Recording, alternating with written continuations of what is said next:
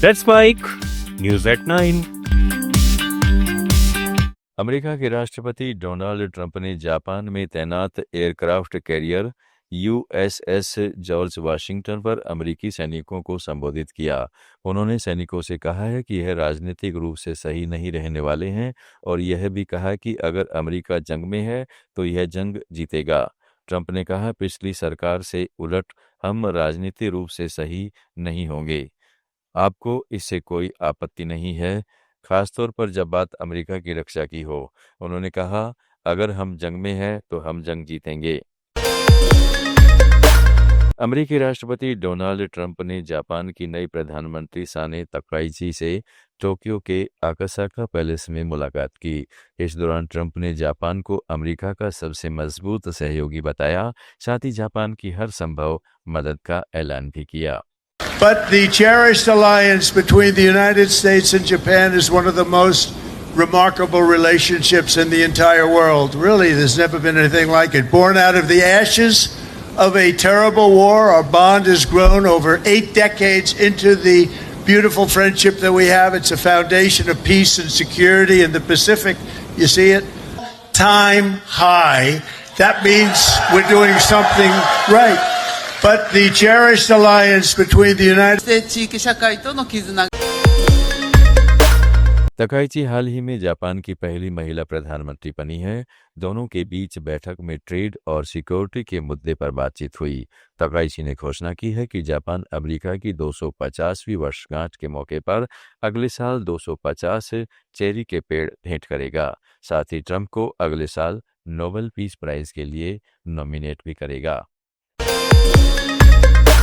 नई दिल्ली में Indo Pacific regional dialogue का शुभारंभ हुआ।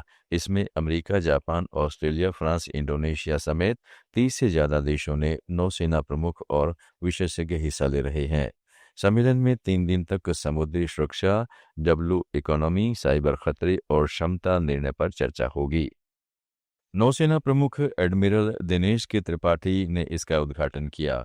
उन्होंने कहा कि सदियों से समुद्र मानवता के पुराने राजमार्ग रहे हैं, जो वाणिज्य, संस्कृति, जिज्ञासा और साहस को जोड़ते हैं। महासागर राष्ट्रों की साझा विरासत और व्यापार की जीवन रेखा है, जो समृद्धि और शांति को अविभाज्य बनाते हैं। Gentlemen, across centuries, the seas have been humanity's oldest highways, carrying not just commerce and culture, but curiosity and courage.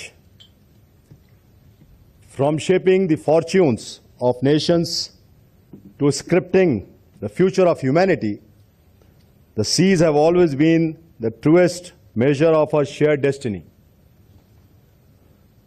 Reflecting this sentiment, our Honorable Prime Minister Shri Narendra Modi had stated last year, and I quote, "Oceans."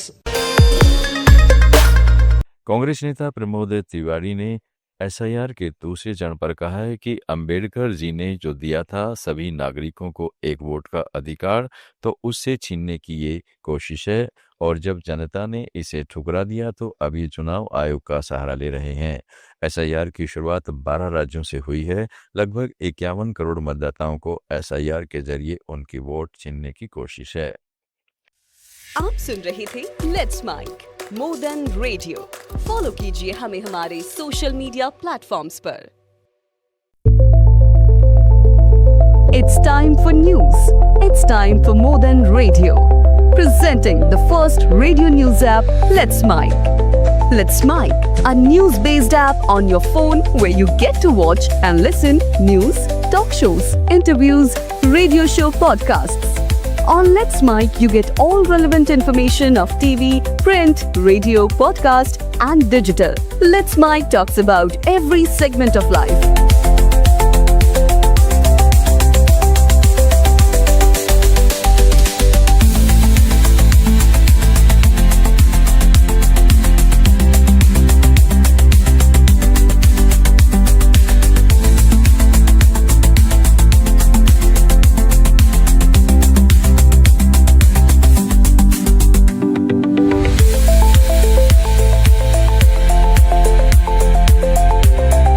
Download the app now from Play Store. Available